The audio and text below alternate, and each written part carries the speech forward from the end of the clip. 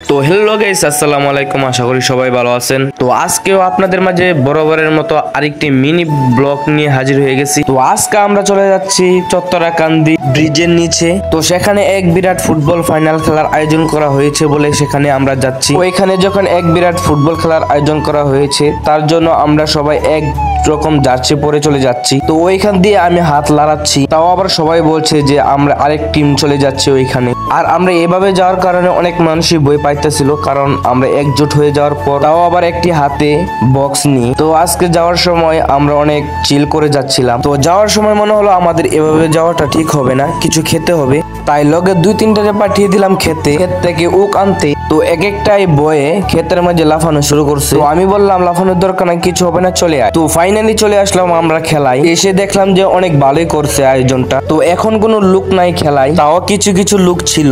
তো আজকে মনে হলো যে বড় একজন অতিথি আসবে। তো আজকের এই ওয়েদারটা ছিল অনেক অনেক সুন্দর। তো আজকের এই ওয়েদারের সাথে খেলা দেখার মজাটাই আলাদা। তো আজকে বরাবরের মতো এখানেই বিদায় নিলাম। ধন্যবাদ সবাইকে।